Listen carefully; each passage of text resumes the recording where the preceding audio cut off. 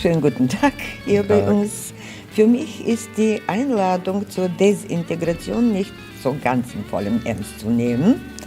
Meinst du nur die Juden in Deutschland oder allgemein die Desintegration als Voraussetzung für die Vielfalt?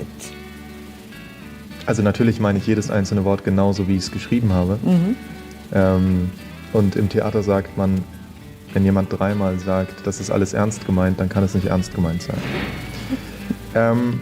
Aber ich glaube tatsächlich, dass wir gerade in Deutschland erleben, wie zwei unterschiedliche Paradigmen aufeinander prallen.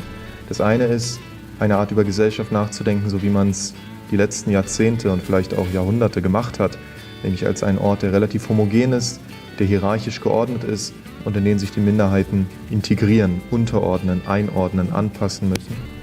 Und auf der anderen Seite eine Gesellschaft, die sich in den letzten Jahrzehnten radikal geändert hat, in der über ein Viertel der Gesellschaft einen sogenannten Migrationshintergrund hat und in der diese Unterschiedlichkeit einen Druck aufbaut auf die Gesellschaft und eigentlich uns herausfordert, sie neu zu denken.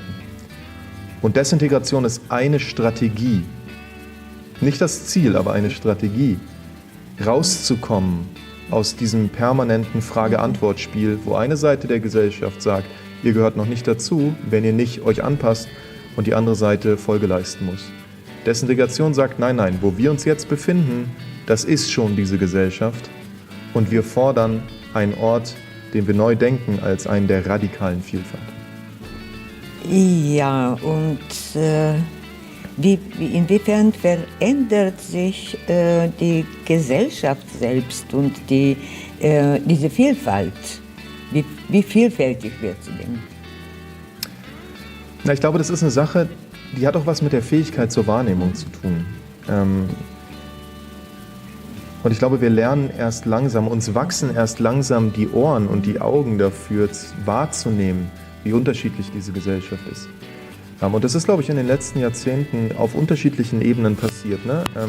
Wenn wir uns eine deutsch-deutsche Gesellschaft anschauen, dann sehen wir jetzt, dass die Menschen sich unterscheiden nach Begehren, wen sie lieben, nach Mann und Frau, nach der Religion, die sie haben, nach der politischen Einstellung, die sie haben. Alles Unterschiede, die jetzt eine größere Rolle spielen, bei der sich schon fragt oder fragen lässt, ob die Nation und die Idee der Homogenität noch der richtige Rahmen ist, um ein Gefäß für diese Vielfalt bilden zu können. Und ich glaube, nein. Ich glaube, wir sind gerade an einem Punkt, an dem nicht nur in Deutschland, sondern in ganz Europa sich die Frage stellt, wie können wir dieses Adjektiv Plural vor plurale Demokratie ernst nehmen? Wie kommen wir also in ein politisches Denken, was tatsächlich demokratisch ist und nicht permanent in einer Spannung dazu steht?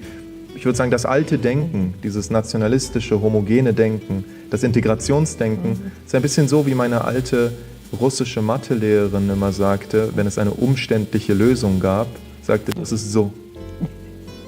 Mit der linken Hand auch zum rechten Ohr. Nein, eigentlich mit der rechten Hand am linken Ohr kratzen ist, glaube ich, in diesem Fall politisch sinnvoller. Ach so, okay. Ja, du hast, was mich sehr beeindruckt hat, du hast auch gezeigt und dargestellt, wie selbst das Bild von den Juden in Deutschland eben nicht mehr so einheitlich ist, wie man das so früher sich gemacht hat. Genau, also ich glaube, es gibt eine Spannung zwischen dem Bild von den Juden, was ein ganz bestimmtes ist. Juden reden über Antisemitismus, Shoah und Israel und Juden haben irgendwie den Holocaust überlebt. Juden sind im Prinzip tote Juden oder welche, die überlebt haben. Und auf der anderen Seite der Realität jüdischen Lebens in Deutschland, die heute schon eine ganz andere ist. Und die hat sich natürlich grundlegend verändert in den letzten 3 Jahrzehnten, als ungefähr 200.000 Juden aus der zerfallenden Sowjetunion einwanderten. Juden und Jüdinnen heute in Deutschland sind genauso unterschiedlich und vielfältig wie die Gesellschaft, die sie umgibt. Und es ist die öffentliche Wahrnehmung, die öffentliche Konstruktion der Dinge, über die Juden reden dürfen oder nicht, die eine Wahrnehmung dieser Vielfalt verhindert. Und deswegen ist eine Kritik an Erinnerungskultur oder an dem, was Michael Bodemann Gedächtnistheater nennt, wo die Deutschen und die Juden gegeneinander gestellt werden, notwendig, um genau zu diesem Punkt der pluralen Perspektive auf Gesellschaft zu kommen. Ja, denn Vielfalt ist ja noch mehr als nur Deutsche und Juden. Vielfalt ist viel, viel mehr als Deutsche und Juden. Und um nochmal daran zu erinnern, diese deutsche Gesellschaft definiert sich selbst als eine plurale Demokratie. Und ich glaube, die Frage ist, wie füllen wir dieses Adjektiv? Ja, die Frage ist, wie wir auch noch dieses Adjektiv füllen werden. Denn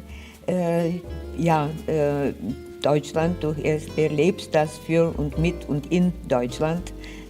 Aber mich und hier interessiert uns natürlich auch eine europäische Perspektive auf diese Vielfalt und das wird langsam problematisch mit diesem völkischen Denken. Und das ist ein wichtiger Punkt, den du ansprichst. Es ist ja nicht nur so, dass die Gesellschaft sich verändert hat und wir deswegen herausgefordert sind, immer wieder unsere Konzepte neu zu denken. Das passiert ja immer.